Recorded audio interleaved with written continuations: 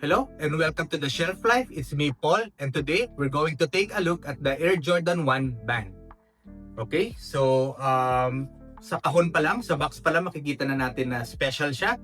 Hindi siya katulad ng mga regular na releases. This one, meron siyang X na marking sa top. Then sa side, you also have one. Then here, merong reflective, nakalagay, imagine if. So, ayun. Imagine if again, plus yung kanyang label. So, bakit nga ba imagine if? So, discuss natin later. So, inside the box, ang isang bagay na napansin ko agad dito ay individually wrapped sa tissue paper yung shoe. Okay. Unlike nung ibang mga releases, I don't remember nga any shoe na ganito na individually wrapped. Yeah, so we have another one. The other one, sorry. Then inside, you also have yung extra pair of laces. So, meron ditong red one, then merong white. Then of course, yung nakalagay ngayon is yung black.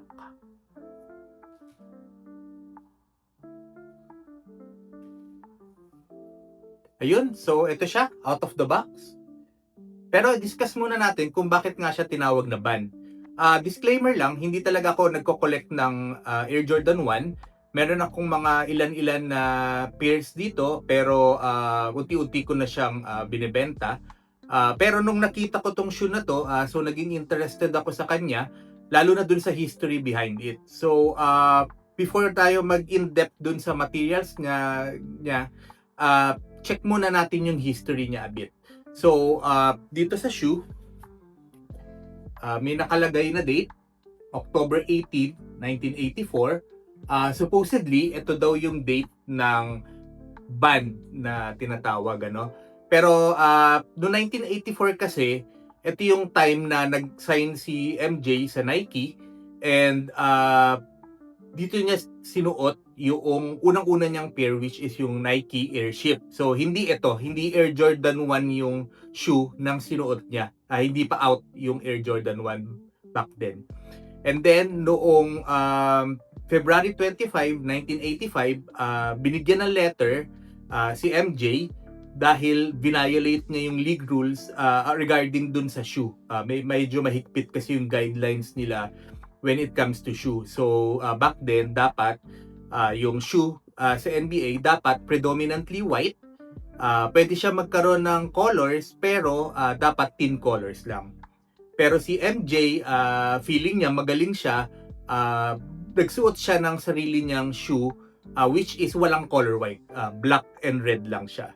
So because of that, pinadalan siya ng email ng NBA and binigyan siya ng fine na $5,000.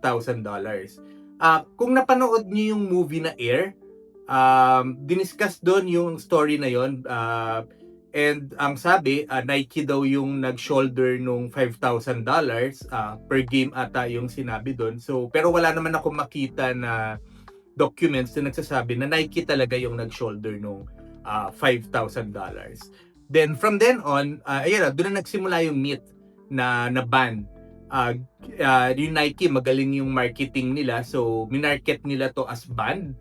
Something na binaban nung NBA and parang ang dating niya ay rare saka hard to find, parang ganon. So, doon nagsimula yung myth na yon. Pero in this shoe, ang gamit ni MJ nun ay high cut. No? Ito hindi naman low naman ito. Now, let's take a closer look naman dun sa shoe. I have here yung tinatawag nila na Air Jordan 1 Trifecta daw or Trinity. Nakita ko lang to sa YouTube. Hindi siya talaga official collection. I think dinab lang nila as parang trifecta. Then ito yung band. So makikita natin na yung quality ng leather na ginamit niya talagang mukhang premium, ano. Let's start with the black. So makikita niyo yung pattern niya, yung texture. So talagang premium look yung feel niya. Okay? So, check natin yung yung part nung tinatawag na trifecta, which is yung black toe. So, kung mapapansin nyo, similar ata or medyo similar yung material na ginamit at saka yung texture niya. Okay? So, going back dun sa red naman, dito sa toe box, makikita nyo parang same quality. Okay? Yung red niya. Now, kapag i-compare natin siya sa Chicago, iba yung leather niya, no? Ito smooth, yung isa may texture siya. Okay? Right? So, pagdating naman dun sa swoosh, kung makikita nyo, yung type of leather na ginamit, meron pa parang, okay, hindi pala. Yung type of leather niya na ginamit is same yung material, no, na ginamit dun sa red. Okay? Dun sa ibang shoes kasi, sa ibang pairs, parang iba yung material na ginamit. Parang ito, parang medyo parang synthetic yung swoosh niya, no? Okay, so tingnan natin si black toe. So parang ganun din. Parang ito parang plastic nga eh. Parang hindi siya leather. Okay, so talagang iba yung feel na itong shoe na to. Talagang premium yung dating, ano? Ang ganda nung build niya. Okay, so pagdating sa inside, so makikita natin meron siya mga design, may mga X marks siya, no? Then you have the date here, yung October 18, 1984. So ito yung parang start nung parang knit, no? Nung band knit. Then sa back, kung mapapansin nyo, wala yung Air Jordan na logo, yung embroidered.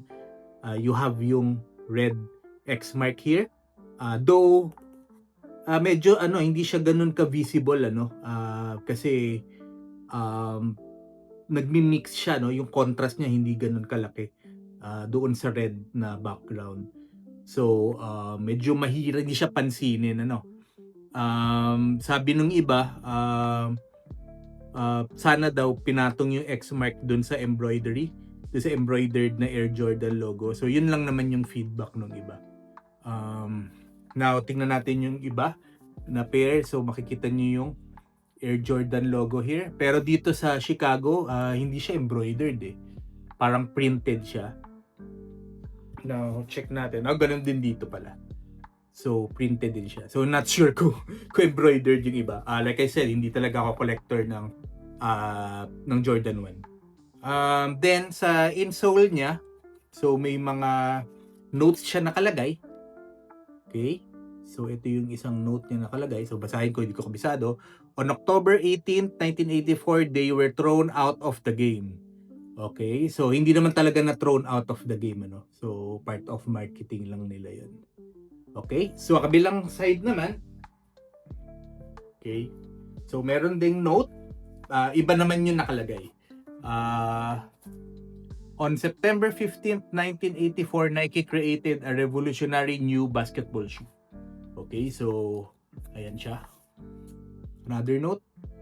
Okay, so ang maganda dito sa shoe na to, talagang full of history. So you have the date here also. Tapos yung mga X marks niya. Okay, so kung shoe lover kayo, ako lalo na, mahilig ako sa shoes na may story eh. So nung nakita ko tong shoe na to, talagang gusto ko siya makuha kasi maganda ilagay ito sa collection eh, kasi may mga story yung bawat pair na i-collect mo may story. So ito maganda yung story ng shoe na to. Even though yung talagang original na band, high cut siya, ito low cut. And I believe doon sa high cut version mali yung date. Instead of October 18, 1984, October 18, 1985 yung date na nakalagay. So parang ang laking letdown, ang laking blunder ng Nike kasi dapat alam nila yung date eh. Pero nagkamali sila dun sa paglagay ng date. Ayun. So very nice build yung shoe. Sa outsole naman, I think same siya with other. Yeah, like I said, di talaga ako expert pagdating sa Air Jordan 1, pero mukhang similar lang siya dun sa other na Air Jordan 1s. Okay, so dito naman, so ito yung nakalagay na lace by default, yung black. Pero katulad nga nung pinakita ko kanina, meron siyang extra pair of laces, merong red, and then merong white. So dito, yung sa aglet, may nakalagay na ano ba nakalagay dito? Malabo mata ko. Imagine. Okay, so may nakalagay, hindi ko sure kung makikita nyo. So may text na nakalagay. Check natin yung yung other pairs kung ganun din. Hindi ko pa talaga na-check eh. So meron din. May nakalagay din na Imagine dun sa white. Okay, check natin yung red.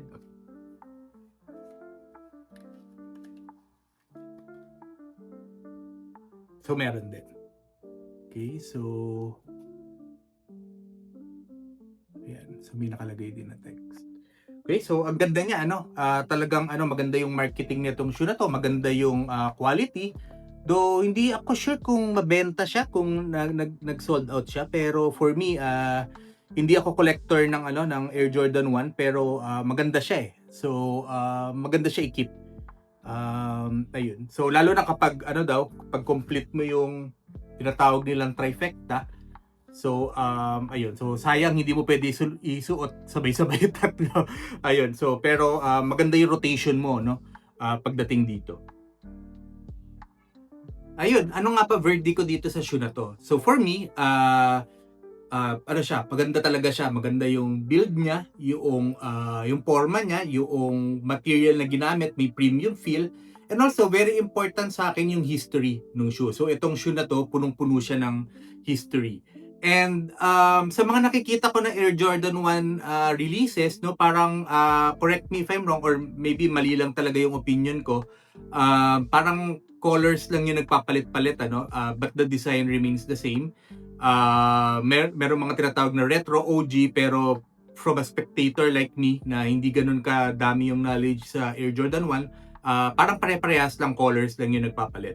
Pero this one, aside din sa Travis Scott na pairs, this one parang medyo nag-deviate talaga siya dun sa common or yung normal na formula ng Air Jordan 1. Madaming part ng shoe na hindi ordinary. So kakaiba talaga siya and sana maglabas pa sila ng maraming mga ganitong pairs. Ayun, so if you like this kind of content, please like and subscribe and see you again next episode.